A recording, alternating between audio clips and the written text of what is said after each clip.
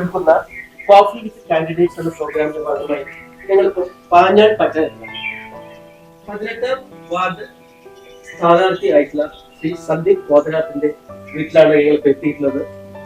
അദ്ദേഹത്തോട് നമുക്ക് ഇലക്ഷന്റെ മറ്റു വിശേഷങ്ങൾ നമുക്ക് ചോദിച്ചറിയാം. വളരെ നമസ്കാരം, സന്തോഷം.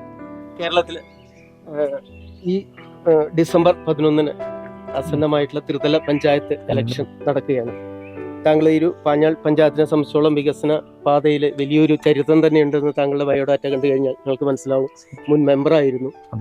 ഈ ഒരു വർഷവും അല്ലെങ്കിൽ ഈ ഒരു സ്ഥാനാർത്ഥിത്വം ഇടതുപക്ഷ ജനാധിപത്യ മുന്നണി താങ്കൾക്ക് വളരെ സുരക്ഷിതമായ ഒരു സ്ഥാനത്ത് ഏൽപ്പിക്കുന്ന ഈ ഒരു സാഹചര്യത്തിൽ എന്ത് തോന്നുന്നു ഈ അവസരത്തിൽ?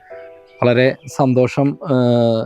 ഒരിക്കൽ നമ്മൾ ഈ പറഞ്ഞതുപോലെ കഴിഞ്ഞ 5 വർഷക്കാലം വേറൊരു വാർഡിലായിരുന്നു മത്സരിച്ചിരുന്നത്, 2ാം വാർഡ് എന്ന് പറയുന്നൊരു വാർഡ്. ഒരുപക്ഷെ ആ വാർഡ് രൂപീകരിച്ച് ഏറ്റവും അധികം ജയിച്ച ഒരു BJPയുടെ വാർഡ് തിരിച്ചു പിടിക്കുന്നതിനാണ് കഴിഞ്ഞോട്ടം നിയോഗിച്ചത്. ആ വാർഡിൽ നിന്ന് വിജയിച്ചു വന്നു. 5 വർഷക്കാലം അവിടെ പ്രവർത്തിച്ചു. ആ വാർഡിൽ നിന്നിൻ്റെ ഒരു ഭാഗവും ഇപ്പോൾ ഞാൻ ഈ സംസാരിച്ചുകൊണ്ട് നിൽക്കുന്ന വീട് ഉൾപ്പെടുന്ന എൻ്റെ ഭാഗവും ചേർന്ന് പുതുതായി രൂപീകരിക്കപ്പെട്ട വാർഡാണ് 18ാം വാർഡ്. ഏതാണ്ട് 600ഓളം ആളുകൾ ആ വാർഡിൽ നിന്നും 1000ഓളം ആളുകൾ, ഏറ്റവും വലിയ വാർഡ് എന്നും നമുക്ക് പറയാം പാഞ്ഞാൾ പഞ്ചായത്തിൽ. മത്സരരംഗത്തേക്ക് മറ്റ് പല പ്രദേശങ്ങളിലേക്കും കൂടി ഉണ്ടായിരുന്നെങ്കിലും 18ൽ മത്സരിക്കാനാണ് പാർട്ടി നിർദ്ദേശിച്ചത്. എന്നെ സംബന്ധിച്ചിടത്തോളം എനിക്ക് വളരെ സന്തോഷമാണ്. ഞാൻ നേരത്തെ പറഞ്ഞതുപോലെ ഞാൻ ജനിച്ചു വളർന്ന എൻ്റെ നാടും കഴിഞ്ഞ 5 വർഷക്കാലം ഞാൻ പ്രവർത്തിച്ച വാർഡും ഇത് രണ്ടും ഉൾപ്പെടുന്നതാണ് ആ വാർഡ്. അവിടുത്തെ ജനങ്ങൾക്കെല്ലാം കൃത്യമായിട്ട് എന്നെക്കുറിച്ച് അറിയാം. ബാല്യം മുതൽ ഉള്ള പ്രവർത്തനങ്ങൾ അറിയാം. അപ്പോൾ എന്നെ സംബന്ധിച്ച് വളരെ സന്തോഷവും അഭിമാനവും എന്നാൽ കഴിയുന്ന, കാരണം നാടിൻ്റെ മറ്റു കാര്യങ്ങളെ സംബന്ധിച്ചുമെല്ലാം പുതിയ കാലത്ത് നമുക്കുള്ള ആശങ്കകളും വെല്ലുവിളികളും കാലത്തിനനുസരിച്ചുള്ളതൊക്കെ ഏറ്റെടുക്കാൻ കഴിയുമെന്നിൽ വിശ്വാസം അർപ്പിച്ചതിൽ വലിയ സന്തോഷമാണുള്ളത്, തികഞ്ഞ ആത്മവിശ്വാസമാണുള്ളത്. എന്തായാലും അതൊരു താങ്കളുടെ ആത്മവിശ്വാസം ഒരു പൂർണ്ണ വിജയത്തിലേക്ക് വരട്ടെ എന്ന് ആദ്യമായിട്ട് ആശംസിക്കുന്നു. സന്തോഷം. ഇപ്പോൾ ഇലക്ഷനെ സംബന്ധിച്ചിടത്തോളം അപ്പോൾ ആദ്യത്തെ ഒരു ലാപ്പ് എന്ന് പറയുന്നത് നോമിനേഷൻ കൊടുക്കുക, അതുപോലെ തന്നെ നമ്മുടെ പ്രവർത്തകരെയൊക്കെ ആയിട്ട് കാണുക എന്നുള്ളതാണ്. ഇപ്പോൾ സെക്കൻഡ് ലാപ്പിലേക്ക് വന്നു. ഇനിയിപ്പോൾ അടുത്ത അവസാന ലാപ്പിലേക്ക് മുമ്പ് ഇപ്പോൾ നമ്മൾ ഇലക്ഷൻ ജനങ്ങളെ കാണുന്ന ഒരു അവസ്ഥയിലാണ്. ഈ ഒരു അവസരത്തിലുള്ള എന്തൊക്കെ പ്രവർത്തനങ്ങളാണ് ഇപ്പോൾ നടത്തിക്കൊണ്ടിരിക്കുന്നത്? ഇപ്പോൾ ശരിക്കും നമ്മളൊരു സ്ഥാനാർത്ഥി പ്രഖ്യാപനം കഴിഞ്ഞൊരു 10 ദിവസത്തോളം അതിൻ്റെ ഒരു ക്രമീകരണങ്ങൾ കഴിഞ്ഞു. നമ്മളതിൻ്റെ സൂക്ഷ്മ പരിശോധന ഉൾപ്പെടെയുള്ള അതിൻ്റെ ക്ലറിക്കൽ വർക്കുകൾ അപ്പുറത്ത് കഴിഞ്ഞു. ഏറ്റവും പ്രധാനപ്പെട്ടത് ജനങ്ങളെ കാണുക എന്നുള്ളത് തന്നെയാണ്. ഞാൻ നേരത്തെ പറഞ്ഞതുപോലെ വോട്ടർമാരുണ്ടായിരുന്ന, എൻ്റെ വാർഡുണ്ടായിരുന്ന പ്രദേശത്തെ ജനങ്ങളെയും ഇപ്പുറത്തുമുള്ള 2 ഘട്ടത്തോളം ഗൃഹസന്ദർശനം ഇപ്പോൾ പൂർത്തീകരിച്ചു. പിന്നെ ഇനി കുടുംബയോഗങ്ങൾ, മറ്റ് കൂടുതൽ നമുക്ക് മേഖല തിരിച്ചുകൊണ്ടുള്ള പ്രവർത്തനങ്ങളാണ് ഇനിയത്തെ 10 ദിവസം ഉണ്ടാവുക. കുറേയും കൂടി നമ്മൾ ഇതിനകത്ത് പുറമെ വാർഡിന് പുറത്തുള്ള ആളുകളെ കാണുക എന്നുള്ളൊരു പ്രവർത്തനമുണ്ട്. വിട്ടുപോയ ആളുകളുണ്ടാവും. അതോടൊപ്പം തന്നെ ചില ആശങ്കകളും പരാതികളും പരിഭവമുള്ള ആളുകളുണ്ടാവും. ഇതൊക്കെ നമ്മൾ കണ്ടെത്തുക. അങ്ങനെ കക്ഷി രാഷ്ട്രീയത്തിന് അതീതമായിട്ട് ഞാൻ തെരഞ്ഞെടുപ്പിനെ കാണുന്നത് അങ്ങനെ തന്നെയാണ്. പഞ്ചായത്ത് തെരഞ്ഞെടുപ്പ് ഒരിക്കലും ഒരു രാഷ്ട്രീയ പോരാട്ടമൊന്നുമല്ല, മറിച്ച് നമ്മൾ ഉയർത്തുന്ന ചില കാര്യങ്ങൾ, നേരത്തെ നിങ്ങൾ പറഞ്ഞതുപോലെ വികസനം ഉൾപ്പെടെയുള്ള വിഷയങ്ങൾ ജനങ്ങൾ ആഗ്രഹിക്കുന്നുണ്ട്. അത് പ്രത്യേകിച്ച് ഗ്രാമീണ ജനത. നമ്മൾ അടിസ്ഥാന സൗകര്യങ്ങൾ മാത്രമല്ല, തലമുറകൾ മാറി. ഇപ്പം നമ്മൾ ഒരു 2000-ൽ ഉണ്ടായിരുന്ന നമ്മുടെ ആവശ്യമല്ല 2025-ൻ്റെ ആവശ്യം. ഒരിക്കലും ഒരു ജനപ്രതിനിധി 2025-ൽ ആലോചിക്കേണ്ടത് 25-നെ കുറിച്ചുമല്ല, ഒരു 10 വർഷത്തിനപ്പുറം എൻ്റെ നാട് എന്താഗ്രഹിക്കുമെന്നുള്ളതാണ് ഞാൻ കാണേണ്ടത്. അതുകൊണ്ടാണ് ഞാൻ നേരത്തെ പറഞ്ഞത്, കഴിഞ്ഞ 5 വർഷക്കാലം ഇപ്പോൾ ഞാൻ ഉണ്ടായിരുന്ന സ്ഥലത്ത് എൻ്റെ അംഗൻവാടികളൊക്കെ ശീതീകരിച്ച സ്മാർട്ട് അംഗൻവാടികളാണ്. ഒരു 2035-ലോ 40-ലോ എത്തി നിൽക്കുമ്പോൾ ആ കാലഘട്ടത്തിൽ ഉണ്ടാക്കുന്ന അംഗൻവാടികളുമായിട്ട് അത് മാച്ച് ചെയ്യണമെന്ന് ഞങ്ങൾക്കൊരു ആഗ്രഹമുണ്ട്. അത് ഓരോ കാര്യത്തിനും, റോഡാണെങ്കിലും ഒക്കെ നമ്മൾ കാണേണ്ടത് ഇന്നത്തെ ആവശ്യമായിരിക്കില്ല എന്നാണ്. അപ്പം നമ്മൾ ജനങ്ങളുടെ ഈ ഒരു മാറ്റം നമ്മൾ ഉൾക്കൊള്ളുക എന്നുള്ളതാണ്. ചെറുപ്പക്കാരുടെ ആവശ്യം വേറെ ആയിരിക്കും. സ്ത്രീകൾ, ഞാൻ നേരത്തെ പറഞ്ഞതുപോലെ പണ്ട് സ്ത്രീകൾ നമ്മളോട് പറയുക ആവശ്യമല്ല ഇന്നത്തെ സ്ത്രീകൾ. ഞാൻ കണ്ടപ്പോൾ എന്നോട് ചേച്ചിമാർ പറഞ്ഞത് ഓപ്പൺ ജിമ്മ് വേണമെന്നാണ്.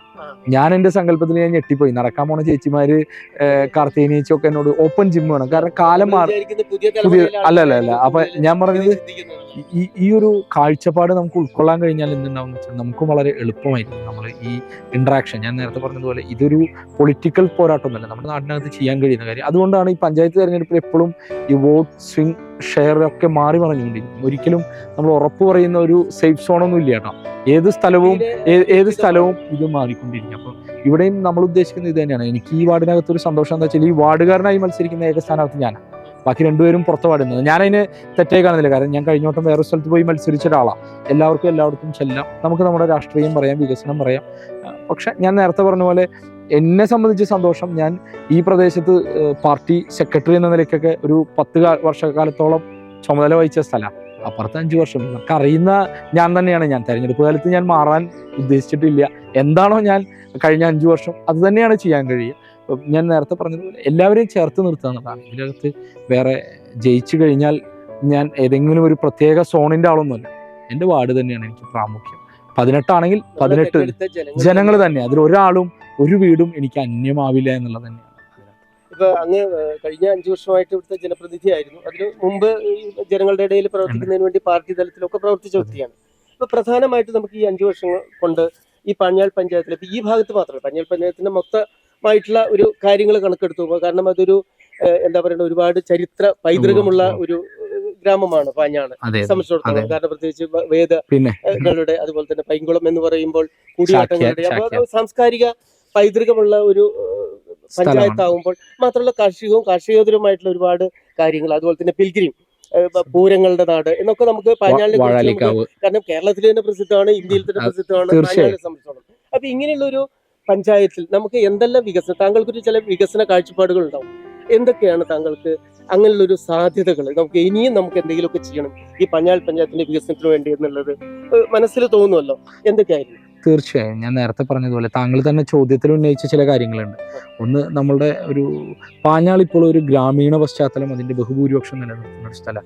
ഇതിനൊരു ടൂറിസം സാധ്യതയുണ്ട്, പൈതൃക ടൂറിസം. ഇതിനകത്ത് ഇപ്പോൾ വാഴാലിക്കാവായിട്ടാണെങ്കിലും കലാമണ്ഡലം ക്ലബ് ചെയ്തിട്ടാണെങ്കിലും നമ്മളുടെ ഈ ഭാരതപ്പുഴയാണെങ്കിലും ഇതൊരു ടൂറിസ്റ്റ് പോയിന്റായി മാറേണ്ടതുണ്ട്.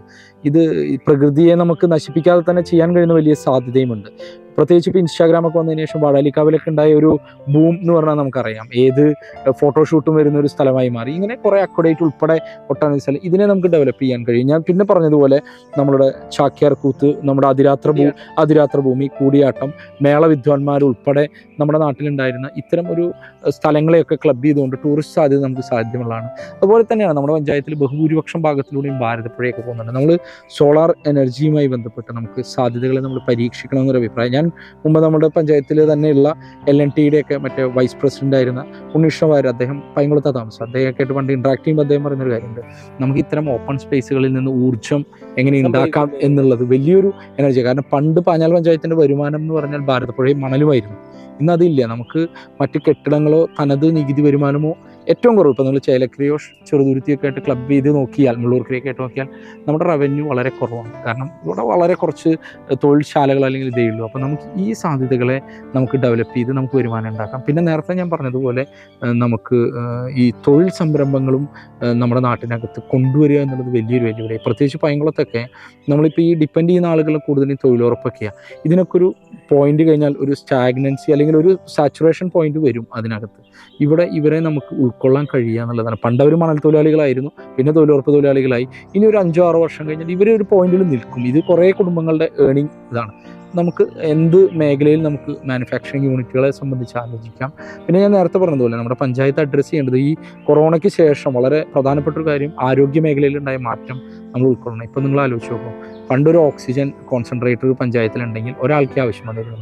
ഇന്നിപ്പോൾ ഒരു വാർഡിൽ ഒരു 5 എണ്ണം ഉണ്ടെങ്കിൽ പോസ്റ്റ് കോവിഡ് ആളുകളിൽ ഏറ്റവും കൂടുതൽ കാണുന്ന ഒരു കാര്യം ആരോഗ്യ മേഖലയുമായി ബന്ധപ്പെട്ട അവരുടെ ശ്വാസകോശ സംബന്ധമായ അസുഖങ്ങളും ഒക്കെ വളരെ കൂടി. ഇന്ന് അപ്പോൾ നമ്മൾ പെയിൻ ആൻഡ് പാലിയേറ്റീവ് രംഗത്തും നമ്മളുടെ ഈ ഹോസ്പിറ്റൽ അനുബന്ധമായിട്ടും ഞാൻ നേരത്തെ പറഞ്ഞതുപോലെ ഞാൻ മുമ്പേയും ഈ സങ്കല്പം പങ്കുവച്ചു. നമുക്ക് പാലിയേറ്റീവ് മേഖലയിലും അല്ലെങ്കിൽ ഇത്തരം മേഖലയിലും നമുക്ക് ഡോക്ടർ സേവനം ആവശ്യമായി വന്നു. ഇപ്പോൾ പണ്ട് നമ്മളൊരു നേഴ്സ് പോയി ചെയ്യുന്ന കാര്യങ്ങളല്ല ഇന്ന് നമുക്ക് 200-250 രോഗികളാണ് പഞ്ചായത്തിൽ. ഇവരെ നമുക്ക് അഡ്രസ്സ് ചെയ്യാൻ പറ്റണം. കാരണം ഇവരുടെ കുടുംബത്തിൻ്റെ വലിയൊരു ഇഷ്യൂ. ഇവരെ നമുക്ക് അതുപോലെ തന്നെ ഞാൻ നേരത്തെ പറഞ്ഞ പോലെ ഒരു 70-80 വയസ്സ് കഴിയുന്ന ആളുകളുടെ ആരോഗ്യ പരിപാലനം പഞ്ചായത്തിന് ഏറ്റെടുക്കേണ്ടതായിട്ട് വരും. കാരണം അത് നമുക്കൊരു പാരലൽ സിസ്റ്റം എങ്ങനെ ഡെവലപ്പ് ചെയ്യാമെന്നുള്ളതൊക്കെയാണ് ഞാൻ നേരത്തെ പറഞ്ഞ പോലെ. അപ്പം ഇങ്ങനെ അടിസ്ഥാന സൗകര്യം ഇതിന് വേണം. ഞാൻ നേരത്തെ പറഞ്ഞ പോലെ വ്യവസായം വരണമെങ്കിൽ നല്ല റോഡ് വേണം, നല്ല വെളിച്ചം വേണം, നല്ല വെള്ളം വേണം. ഇത്തരം അതുപോലെ ബേസിക് ആളുകളെ സംബന്ധിച്ച് സുരക്ഷിത വീടുകൾ വേണം, അവർക്ക് കുടിവെള്ളം വേണം. നമ്മളൊരു ബേസ് കാര്യങ്ങൾ ഒരു പഞ്ചായത്ത് ചെയ്യേണ്ട കാര്യങ്ങൾ, അതിന് പരിധിയില്ല. ഞാൻ വീണ്ടും വിശ്വസിക്കുന്നു, നായ നമ്മുടെ പ്രശ്നമാണ്, എല്ലാം നമ്മുടെ പ്രശ്നമാണ്. പഞ്ചായത്തിനെ സംബന്ധിച്ച് ആകാശത്ത് നിന്ന് പോകുന്ന ഒരു പ്ലെയിൻ പൊട്ടി വീണ് നിലത്തൊരാളുടെ മേത്ത് വീണാൽ അതും പഞ്ചായത്തിന്റെ പരിധിയിൽപ്പെടുന്ന ഒരു വിഷയമാണ്. നമ്മളതിൽ വിമർശിക്കപ്പെടുകയും ചെയ്യും. മറ്റ് ഭരണാധികാരികളെ കുറ്റപ്പെടുത്തുക എന്നുള്ളത്, പഞ്ചായത്ത് മെമ്പർ എന്ന് പറഞ്ഞാൽ ഇപ്പോൾ കെനിറ്റിലൊരു കോഴി ചാടിയാൽ ഞങ്ങൾ തമാശക്ക് പറയും വിളിക്കുക പഞ്ചായത്ത് മെമ്പർ. അതൊരു പ്രതീക്ഷയാണ്, അത് തമാശ പറയാൻ കഴിയില്ല. കാരണം ഒരു MLA MP ആരും വിളിക്കില്ല. ഒരു കോഴി ചാടി ഏറ്റവും ബേസ് ലെയർ എന്നുള്ള നിലയ്ക്ക് നമുക്ക് ഇത്തരം കുറെ ആവശ്യങ്ങൾ ഞാൻ പറഞ്ഞില്ലേ. പാഞ്ഞാളിനെ സംബന്ധിച്ചിടത്തോളം പാഞ്ഞാൾ കഴിഞ്ഞ 5 വർഷക്കാലം ഭരണ മികവിലൊക്കെ മികച്ച പഞ്ചായത്തുകളെ ഒട്ടനവധി ട്രോഫി ഇപ്പോൾ ഏത് കിട്ടിയാലും നമ്മൾ അതിനകത്തുണ്ടാവും. പക്ഷെ കുഴപ്പം ഇവിടെയാണ്, നമ്മുടെ വരുമാനം വർദ്ധിപ്പിക്കത്തക്ക രീതിയിലുള്ള പ്രൊജക്ടുകൾ നമുക്ക് ഇല്ല എന്നുള്ളതാണ്. ഫാക്ടറികൾ മാത്രമല്ല ഞാൻ പറഞ്ഞത്,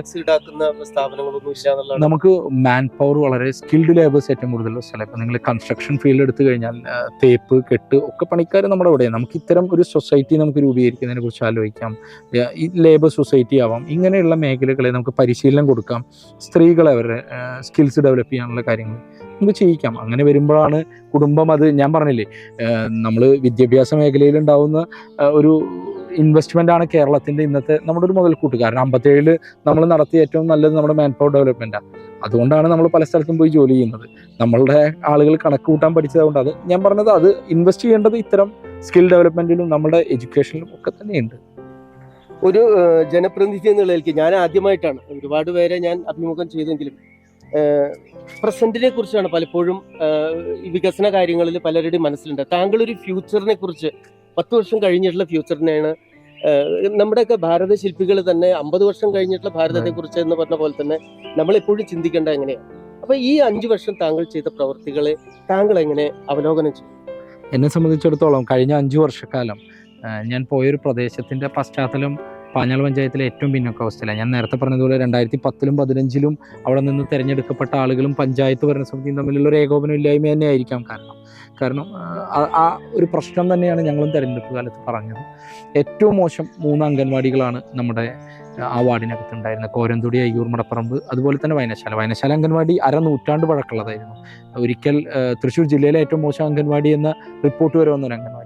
ഇത് നവീകരണം എന്നുള്ളത് ഞങ്ങളൊരു സ്വപ്നം പങ്കുവെച്ചാൽ എനിക്കേറെ സന്തോഷം എന്താണെന്ന് വെച്ച് കഴിഞ്ഞാൽ ഈ 3ഉം സ്മാർട്ട് അംഗൻവാടികളായി മാറി. അതിൽ 3ാമത്തെ ഇപ്പോൾ കോരന്തുടി അംഗൻവാടി MLA-യുടെ ഒരു ഫണ്ടാണ് നമ്മൾ ഉപയോഗിച്ചത്. 30 ലക്ഷം രൂപയോളം നമ്മളത് ചെലവിട്ട് അതിൻ്റെ ഉദ്ഘാടനത്തിന് നോട്ടിഫിക്കേഷൻ വന്നതുകൊണ്ട് ഒരു തടസ്സം വന്നു. അതല്ലായിരുന്നെങ്കിൽ അതും ഉൾപ്പെടും. ബാക്കി 2ഉം നമ്മൾ പൂർത്തീകരിച്ചു. അതുപോലെ തന്നെയായിരുന്നു അവിടുത്തെ ഞാൻ നേരത്തെ പറഞ്ഞ പോലെ ഈ നമ്മളൊരു ഇൻഫ്രാസ്ട്രക്ചർ ഡെവലപ്പ് ചെയ്യുന്ന സമയത്ത് ഞങ്ങളിപ്പോൾ ഒരു നവകേരള സദസ്സുമായി ബന്ധപ്പെട്ട് ഇവിടെ ഒരു കരിയാർക്കോട് ചീർപ്പ്, ഈ പാടം കഴിഞ്ഞാൽ ഇപ്പുറത്ത് കാണുന്നതാണ്. അവിടെ തോടിനോട് കുറുകെ നമ്മൾ അതിൻ്റെ ഒരു നിർമ്മാണം, ഒരു നൂറ്റാണ്ടായിട്ടുള്ള ജനങ്ങളുടെ ആവശ്യം. കർഷകർ ഈ പാടശേഖരം മാത്രമല്ല, നമ്മൾ ഈ അവിടെ വെള്ളം നിന്നാൽ ഈ പൈങ്കുളം വില്ലേജും കിളിമംഗലം വില്ലേജും. അപ്പോൾ ആ ഒരു ആവശ്യം നമ്മൾ മുന്നിട്ട് വെച്ച് ഇപ്പോൾ മൈനർ ഇറിഗേഷൻ അവരുടെ ഫണ്ട് വെച്ച് ഒരു 2.5 കോടി രൂപയുടെ പ്രൊജക്റ്റ് സ്റ്റാർട്ട് ചെയ്തു. അപ്പോൾ ആ പ്രൊജക്റ്റ് സ്റ്റാർട്ട് ചെയ്യുക എന്നുള്ളൊരു പ്രോസസ്സ് നമ്മൾ കിടന്നു. അതിന് വേണ്ടിയിട്ട് നമ്മൾ അത് നമുക്കൊരു ബ്രിഡ്ജ് ഇതായിട്ട് നമുക്ക് കൊണ്ടുവരിക എന്നുള്ളതാണ് നമ്മൾ ഉദ്ദേശിക്കുന്നത്. അതായത് റോഡ് ഡെവലപ്പ് ചെയ്യുക എന്നുള്ളതിന്. അതിന് വേണ്ടിയുള്ള അനുബന്ധ പാലമായിട്ടുള്ള ഉന്നത്തൂർ കരിയാർക്കോട് പാലം 30 ലക്ഷം രൂപ MP ആയിരുന്ന മന്ത്രിയായിരുന്ന കാലത്ത് രാധേട്ടനാണ്, പിന്നെ MP ആകുമ്പോഴാണ് ഉദ്ഘാടനം ചെയ്തത്. പിന്നെ ജില്ലാ പഞ്ചായത്തിൻ്റെ സഹായത്തോടെയാണ് മറ്റ് 2 അംഗൻവാടി ചെയ്തത്. ഗ്രാമപഞ്ചായത്തും ജില്ലാ പഞ്ചായത്തും കൂടിയാണ് അയ്യൂർ മടപ്പറമ്പ്. ഞാനവിടെ ഒരു ഹോള് നമ്മൾ VS അച്യുതാനന്ദൻ്റെ സ്മാരകമായിട്ട് നമ്മൾ സമർപ്പിച്ചു. 46 ലക്ഷം രൂപയാണ്, ഒരു പട്ടികജാതി സങ്കേതമാണ് നമ്മളവിടെ ഡെവലപ്പ് ചെയ്ത്. അവിടെ മുകളിലൊരു അക്കാഡമിക് ഹോൾ ഉൾപ്പെടെയാണ്, കുട്ടികൾക്ക് PSC പരിശീലനം ഉൾപ്പെടെ. അപ്പോൾ ഞാൻ നേരത്തെ പറഞ്ഞതുപോലെ 17 പുതിയ റോഡുകളാണ് ഞാൻ നിർമ്മിച്ചത്. ഞാൻ പ്രകടന പത്രിക കഴിഞ്ഞ തെരഞ്ഞെടുപ്പ് മത്സരിക്കുമ്പോൾ 21 റോഡുകളാണ് അവിടെ ഉണ്ടായിരുന്നത്. അതിൽ 17 നിർമ്മാണം പൂർത്തീകരിച്ചു. അത് 4 ഇനി അതിൽ ബാക്കി ഉണ്ടായിരുന്നത്. അതിൽ 2 നിർമ്മാണം ഇപ്പൊ തുടങ്ങി വെച്ചു. 2 സ്ഥലവുമായി ബന്ധപ്പെട്ട ഒരു ചെറിയ തർക്കം, അതല്ലെങ്കിൽ 21 പൂർത്തീകരിക്കാൻ. ജലജീവനുമായി ബന്ധപ്പെട്ട് എനിക്കൊരു കാര്യം പറയാവുന്നത് എന്താണെന്ന് വെച്ചാൽ, ജലജീവൻ വരുന്നതിന് മുമ്പ് തന്നെ വാട്ടർ അതോറിറ്റിയുടെ പൈപ്പ് ലൈൻ ഞങ്ങൾ ഡെപ്പോസിറ്റ് വർക്കായി ചെയ്ത് ആദ്യഘട്ടത്തിൽ ജലജീവനിലൂടെ 150 കണക്ഷൻ പഞ്ചായത്തിൽ കൊടുത്തൊരു വാർഡ് എൻ്റെ വാർഡായിരുന്നു. അപ്പോൾ എനിക്കുണ്ടായൊരു ഗുണം എന്താണെന്ന് വെച്ചാൽ, എൻ്റെ വാർഡിലെ റോഡുകൾ അതിൻ്റെ ഭാഗമായിട്ട് 2 റോഡാണ് തകർന്നത്, 2 റീസ്റ്റോറേഷൻ ചെയ്തു. അപ്പോൾ എനിക്ക് പറയാം, 2ാം വാർഡ് ഉണ്ടായിരുന്നിടത്ത് ഒരു 99% ഒരൊറ്റ റോഡ് മാത്രമാണ് നമുക്കിനി റീചാർജ് ചെയ്യാനുള്ളത്. അതൊരു 150 മീറ്റർ. ബാക്കി എല്ലാ റോഡും 5 വർഷം. അതിൽ MLA ഫണ്ട് ഉണ്ട്, MP ഫണ്ട് ഉണ്ട്. ഞാൻ നേരത്തെ പറഞ്ഞതുപോലെ പ്രദീപേട്ടൻ MLA ആയിരുന്ന കാലത്ത് തന്ന ഹൈമാസ് ലൈറ്റുകളുണ്ട്. ഇങ്ങനെ നമുക്ക് കിട്ടാവുന്ന എല്ലാ മേഖലയും, ഞാൻ പറഞ്ഞ ജില്ലാ പഞ്ചായത്ത്, ബ്ലോക്ക് പഞ്ചായത്ത് ഫണ്ടുകൾ വന്നു. കാർഷിക മേഖലയിൽ നമുക്ക് ഫണ്ട് വന്നു. ഡ്രെയിനേജ് സിസ്റ്റം 5 ഡ്രെയിനേജുകളാണ് പ്രധാനമായിട്ടുള്ളത്. 5ഉം നമ്മൾ ഈ കാലഘട്ടത്തിൽ നവീകരിച്ചു. കാരണം പ്രളയം നമ്മുടെ ഒരു അനുഭവം. അപ്പം ഞാൻ പറഞ്ഞത് എല്ലാ മേഖലയും, ഞാൻ ഈ നേരത്തെ പറഞ്ഞതുപോലെ ഇതിനകത്തൊരു രാഷ്ട്രീയ വേർതിരിവും, ഞാൻ അതിന് പലപ്പോഴും നമ്മുടെ CCVക്കാർ തന്നെ വരുമ്പോൾ അവിടുത്തെ ആളുകൾ പറയാറുണ്ട്, ഞാൻ ഒരു ഡെവലപ്മെന്റിന് പൊളിറ്റിക്കലായി കാണില്ല, അതിൻ്റെ മെറിറ്റാണ് അതിൻ്റെ പ്രശ്നം. ആരാണോ ഏറ്റവും ഡിസർവ് ചെയ്യുന്നത്, 10 ആളുള്ള ഒരു വഴിയാണെങ്കിൽ ഫസ്റ്റ് പ്രയോറിറ്റി അതിനാണ്. ഒരാളുള്ള വഴി ചിലപ്പോൾ എൻ്റെ ഏറ്റവും അടുത്ത ആളാവും, പക്ഷെ അത് എൻ്റെ ലാസ്റ്റ് പ്രയോറിറ്റിയാണ്. കാരണം എത്ര ആൾ, ഇത് നമ്മുടെ നികുതി പണം തന്നെയാണ്. ഞാൻ അതാണ് പറയുന്നത്, ഇത് എൻ്റെ പൈസയോ ആരുടെയും പൈസയല്ല, ഇത് നാട്ടുകാരുടെ പൈസയാണ്. അത് ഉപയോഗിക്കുമ്പോൾ നമ്മൾ കാണിക്കേണ്ട ഒരു കാര്യം എന്താ വെച്ചാൽ, ഇതിൻ്റെ ഒരു ഓഡിറ്റർ ഞാൻ തന്നെയാണ്. അപ്പം ഞാൻ അതിന് ഞാനതാ പറഞ്ഞു, മൊത്തം ഞങ്ങളിപ്പോൾ വാർഡിൽ നടത്തിയ വികസനം സംബന്ധിച്ച് ഒരു ക്യാമ്പയിൻ ചെയ്തിരുന്നു. ഏതാണ്ട് എല്ലാ ഫണ്ടുകളും ഉപയോഗിച്ച്, ഇപ്പം ഞാൻ പറഞ്ഞ ഈ ചീർപ്പ് ഒഴിച്ചു നിർത്തിയാൽ 4 കോടി രൂപയോളം വികസന പ്രവർത്തനങ്ങൾ വിവിധ മേഖലയിൽ, വെളിച്ചം, ഞാൻ അതാ പറഞ്ഞു, ഞാൻ വഴിയിൽ നിന്ന് പോസ്റ്റ് മാറ്റുന്നതിന് വേണ്ടി മാത്രം 3.5 ലക്ഷം രൂപ ചെലവിട്ടു. അതായത് ഇലക്ട്രിക് പോസ്റ്റുകൾ 36 ഗതാഗത തടസ്സം ഉണ്ടാക്കുന്നതാണ്. അപ്പോൾ റോഡ് വൈഡനിങ്ങിന് വലിയ തടസ്സം. ഞാൻ മാസ്റ്റർ പ്ലാൻ ഉണ്ടാക്കിയത് തന്നെ ഫസ്റ്റ് ഒരെണ്ണം മാറ്റാൻ ഒരെണ്ണമല്ല, ഞാൻ ഈ മൊത്തം വാർഡിലും മുഴുവൻ മാറ്റി. പിന്നെ വഴി പണിയുന്ന സമയത്ത് നമുക്ക് എക്സ്ട്രാ പണിയില്ല. അപ്പം ഞാൻ ഈ പറഞ്ഞതുപോലെ എല്ലാ മേഖലയിലും നമ്മളിപ്പോൾ അവിടുത്തെ മൃഗാശുപത്രിയുടെ സബ് സെൻറ്റർ നമ്മൾ നവീകരിച്ചു, അംഗൻവാടികൾ നവീകരിച്ചു, പൊതുകിണർ 4 ഉണ്ടായിരുന്നു, 4 നമ്മൾ നവീകരിച്ചു. പുതിയ കുടിവെള്ള പദ്ധതികൾ 2 നമ്മൾ കൊണ്ടുവന്നു. വെള്ളത്തിൻ്റെ പ്രശ്നം വാർഡിൽ എവിടെയില്ല എന്ന് ഉറപ്പുവരുത്തുക. അതാ ഞാൻ പറഞ്ഞു, 5 കുടിവെള്ള പദ്ധതി നടന്നുകൊണ്ടിരിക്കുക. എല്ലാ വീട്ടിലേക്കും നമ്മൾ, അത് സ്കേഴ്സിറ്റി ഉണ്ടായിരുന്നു. ഈ ഒരു സ്ഥലം വായനശാല മാത്രമായിരുന്നു. അവിടെ നമ്മളിപ്പോൾ വെള്ളം എടുത്തു, അതിൻ്റെ ഈൽഡ് ടെസ്റ്റും കഴിഞ്ഞു. മോട്ടറിന് നമ്മൾ 2 ലക്ഷം രൂപ വെക്കുകയും ചെയ്യുന്നുണ്ട്. അടുത്ത എൻ്റെ 18-ൽ തന്നെയാണ് അത് വരുന്നത്. ഞാൻ ആവുകയാണെങ്കിൽ എനിക്കത് പൂർത്തീകരിക്കുക എന്നുള്ളതാണ്. അതല്ല, ഞാൻ പറഞ്ഞില്ലേ, തെരഞ്ഞെടുപ്പിനെ സംബന്ധിച്ചിടത്തോളം നമ്മളങ്ങനെ ഒരു അമിത ആത്മവിശ്വാസം ഒരു തെരഞ്ഞെടുപ്പിൽ ആർക്കും ഗുണകരമല്ല. അപ്പം ആരാണെങ്കിലും ഇതൊക്കെ കണ്ടിന്യൂ ചെയ്യുക എന്നുള്ളത് തന്നെയാണ്. അതിപ്പോൾ ഞാൻ അടുത്ത ആൾ, ഇതൊരു സിസ്റ്റമായിട്ട് അങ്ങനെ പോകുന്നുള്ളതാണ്. തുടങ്ങി വെച്ച പ്രവർത്തികൾ ഇങ്ങനെയാണ്. ഞാൻ നേരത്തെ പറഞ്ഞതുപോലെ അടിസ്ഥാന മേഖലകളിൽ 2 സങ്കേതങ്ങളാണ് ഉണ്ടായിരുന്നത്, കോരന്തൊടി അതുപോലെ തന്നെ അയ്യൂർ മടപ്പുറമ്പ്. അവരുടെ ഡെവലപ്മെൻറ്റ് എനിക്ക് ഏറ്റവും അതിലും സന്തോഷം, എൻ്റെ വാർഡിൽ നിന്ന് ലൈഫ് പദ്ധതിയിലുണ്ടായിരുന്ന 61 അപേക്ഷകളാണ്. അതിൽ 46 പേർക്ക് ലൈഫായിരിക്കാം, PMAY ആയിരിക്കാം. ഇനി ഞാൻ പറയുന്നത്, ഞാനിത് 2നെയും മാത്രമല്ല ഡിപ്പെൻഡ് ചെയ്ത്. KSTയുടെ കുട്ടിക്ക് ഒരു വീട് നമ്മൾ ചോദിച്ചു വാങ്ങിയിട്ടുണ്ട്, ചിറ്റലപ്പള്ളി മാതൃഭൂമി ഫൗണ്ടേഷൻ മേടിച്ചിട്ടുണ്ട്, ശോഭ സിറ്റിയുടെ ഞാൻ പോവാറുണ്ട്. അങ്ങനെ CSR ലഭിക്കുന്നത് ആരാണോ, ഞാൻ പറഞ്ഞത് എല്ലാത്തിനെയും നമ്മൾ ഈ ഡിപ്പെൻഡ് ചെയ്യരുത് എന്നൊരു അഭിപ്രായം. അങ്ങനെ 46 സുരക്ഷിത ഭവനങ്ങളാണ്. ഇനി ഒരു 15 പേർ കൂടി കൊടുക്കാൻ കഴിഞ്ഞാൽ എനിക്ക് ധൈര്യമായിട്ട് പറയാം, ഒരു ഷീറ്റിട്ട വീടോ ഒരു തകർന്ന വീടോ അവിടെ ഉണ്ടാവില്ല എന്നുള്ളത്. അപ്പൊ അതൊരു വലിയൊരു ഉറപ്പ് തന്നെയാണ്. കാരണം പിന്നെ ജനങ്ങളോട് ഞാനതാ പറഞ്ഞത്, തെരഞ്ഞെടുപ്പ് കാലത്ത് എങ്ങനെയാണോ വോട്ട് ചോദിച്ചു ചെന്നത്, 5 വർഷവും ഞാൻ അങ്ങനെ തന്നെ പോയത്. അതിന് ഞാൻ മാറിയില്ല. ഇപ്പൊ ഞാൻ വോട്ട് ചോദിച്ചു ചെല്ലുമ്പോഴും ഞാൻ അങ്ങനെ തന്നെ പോകാറുള്ളൂ. ഈ ഇലക്ഷൻ വരുമ്പോൾ നമുക്കൊരു സ്വഭാവവും ഇലക്ഷൻ കഴിഞ്ഞാൽ വേറൊരു സ്വഭാവം എന്നുള്ളതാണ് കുഴപ്പം. ഞാൻ ഇപ്പോഴും പറയാറുണ്ട്, ഇലക്ഷൻ എങ്ങനെയാണ് നമ്മൾ ഒരാളുടെ വീട്ടിൽ പോകാൻ, ഞാൻ അവരുടെ വീട്ടിൽ പോയിട്ടാണ് വോട്ട് ചോദിക്കുന്നത്. അവരോടാണ് ഞാൻ പറയുന്നത് എന്നെ ജയിപ്പിക്കണം. അവരാരും വന്ന് എൻ്റെ വീട്ടിൽ വന്ന് സന്ദീപ് നിൽക്കണം ജയിക്കണം എന്ന് പറയുന്നില്ല. അപ്പൊ എൻ്റെ കമ്മിറ്റ്മെന്റ് ഈ 5 കൊല്ലവും ഇവരോടുണ്ട്. അത് പൊതുജനങ്ങളോട് മാത്രം, ജനങ്ങളോടാണ് നമ്മുടെ കമ്മിറ്റ്മെന്റ്. കാരണം അവര് നമ്മളെ അർപ്പിക്കുന്ന ഒരു പ്രതീക്ഷയുണ്ട്. അത് എനിക്ക് ഏറ്റവും സന്തോഷം തോന്നിയത്, 5 വർഷം നടത്തിയ പ്രവർത്തനങ്ങളിൽ വിവിധ രാഷ്ട്രീയ കക്ഷികളിലുള്ളവരായിരുന്നു. പക്ഷെ അവരെല്ലാം നൽകിയ യാത്ര, ഇപ്പൊ എനിക്കിപ്പോൾ ഇവിടെ കെട്ടിവെക്കാനുള്ള പൈസ തന്ന തൊഴിലുറപ്പ് തൊഴിലാളികളാണ്. കാരണം അവരാണ് എനിക്ക്, ഞാൻ പറഞ്ഞത്, അവരൊക്കെ ഇന്നലെ ഇപ്പം ഞാൻ അവിടെ സന്ദർശനത്തിന് വേറെ വാർഡാണ്, 17 എന്നുള്ള വാർഡായി മാറി. അപ്പോൾ അവിടെ ചെല്ലുന്ന സമയത്ത് അവർ കുട്ടി വിളിച്ചാൽ വരണം, ഞങ്ങൾ അപ്പോൾ ഞാൻ പറയുന്നത് 5 കൊല്ലം കഴിഞ്ഞു ആ സ്നേഹം പഞ്ചായത്ത് മെമ്പർക്ക് കിട്ടുക എന്നുള്ളതാണ് ഭാഗ്യം. ബാക്കി ഏറും അല്ല, ഞാൻ പറഞ്ഞത് എൻ്റെ ഒരു കാര്യം അത് തന്നെയുള്ളൂ. കാരണം വേറെ പദവിയോ ഇതൊന്നുമല്ല നമ്മുടെ പ്രശ്നം, ജനങ്ങളാണ് പ്രധാനം. അത് ഇതല്ലെങ്കിൽ, ഞാനിപ്പോൾ മത്സരിച്ചില്ലെങ്കിൽ ഞാൻ പെയിൻ ആൻഡ് പാലിയേറ്റീവ് രംഗത്താണ് എനിക്ക് മുമ്പ് താല്പര്യം ഉണ്ടായിരുന്നത്. ഞാനിതല്ലെങ്കിൽ അങ്ങോട്ട് തന്നെ പോകണം എന്ന് തന്നെയായിരുന്നു ആഗ്രഹം. ഇതൊരു മേഖല ആണ് എന്നുള്ളതാണ്. പൊതുജനങ്ങൾ തന്നെയാണ് ഏറ്റവും നമ്മുടെ മുന്നിലുള്ള.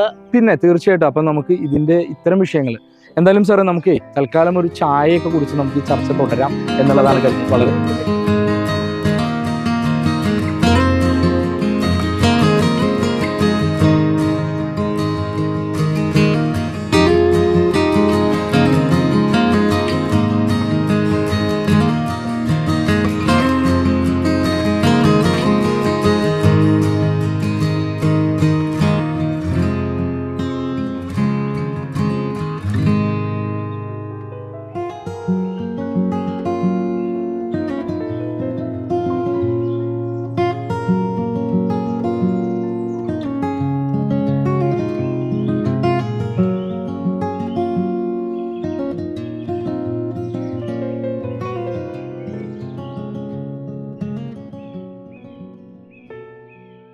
അപ്പോൾ നമ്മൾ പാഞ്ഞാളിന്റെ വികസന പാതയുടെ വലിയൊരു അംശം നമ്മളിപ്പോ പൂർത്തീകരിച്ചു. ഇനി ഞാൻ കുറച്ച് സ്വകാര്യതയിലേക്ക്, തീർച്ചയായും ഇങ്ങനെ സാധാരണ നമ്മൾ പൊതുപ്രവർത്തന രംഗത്ത് അല്ലെങ്കിൽ രാഷ്ട്രീയ പ്രവർത്തന രംഗത്തേക്ക് വരുമ്പോൾ കുടുംബ പശ്ചാത്തലം, അതുപോലെ തന്നെ കുടുംബത്തിന്റെ സ്വാധീനം, അപ്പൊ ഈ ഒരു പ്രത്യേകിച്ച് ഇടതുപക്ഷ ഒരു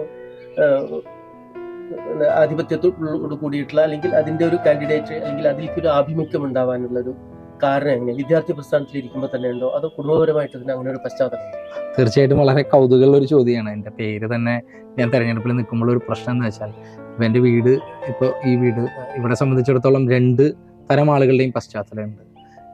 ഇപ്പോൾ നമ്മൾ ഇവിടെ പറഞ്ഞാൽ KB മേനോൻ എന്ന് പറയുന്ന വടകര MP ഒക്കെ ആയിരുന്നു, അദ്ദേഹത്തിൻ്റെ വീടാണ് ഇത്, കോന്നനാത്ത് ബാലകൃഷ്ണ മേനോൻ. അദ്ദേഹം സോഷ്യലിസ്റ്റ് ചേരിയായിരുന്നു, ജവഹർലാൽ നെഹ്റു അല്ലെങ്കിൽ സുഭാഷ് ചന്ദ്രബോസ് ഒക്കെ ആയിട്ട് വളരെ ആഭിമുഖ്യം. MP പാലത്തൂർ അദ്ദേഹത്തിൻ്റെ ഒരു സ്കൂളൊക്കെ ഉണ്ട്. അദ്ദേഹം താമസിച്ച വീട് ഇത് തന്നെയാണ്. അത് ഇടത് പശ്ചാത്തലം എന്ന് പറയാം. പിന്നീട് ഉള്ള ആളുകളൊക്കെ ഇപ്പോൾ പാഞ്ഞാൽ പഞ്ചായത്തിൽ ദീർഘകാലം പ്രസിഡന്റായിരുന്ന കുഞ്ഞിരാമ മേനോൻ മുത്തശ്ശനാണ്, അദ്ദേഹം കോൺഗ്രസ് ആയിരുന്നു. അമ്മൂമ്മയുടെ ചേച്ചി ഇവിടുത്തെ വാർഡ് മെമ്പർ ആയിരുന്നു, കോൺഗ്രസ്സിലായിരുന്നു. എന്നാൽ എൻ്റെ അമ്മയുടെ അമ്മ സീതാലക്ഷ്മി വടക്കാഞ്ചേരി ദീർഘകാലം മെമ്പറായിരുന്നു, അവർ ലെഫ്റ്റ് ആയിരുന്നു. അപ്പം എന്നെ സംബന്ധിച്ചിടത്തോളം സമ്മിശ്രിതമായിട്ടുള്ളൊരു പശ്ചാത്തലം എന്ന് തന്നെ വേണമെങ്കിൽ പറയാം. പക്ഷേ കുഴപ്പം എവിടെയെന്ന് വെച്ചാൽ, ഞാൻ ഇടതുപക്ഷത്തിൽ വരുന്നത് എൻ്റെ വിദ്യാർത്ഥി കാലഘട്ടത്തിലാണ്. ഞാൻ വ്യാസയിലാണ് ബിരുദം പഠനം ഉണ്ടായിരുന്നത്. BA ഇംഗ്ലീഷ് ലിറ്ററേച്ചറും ജേർണലിസവും തന്നെയായിരുന്നു.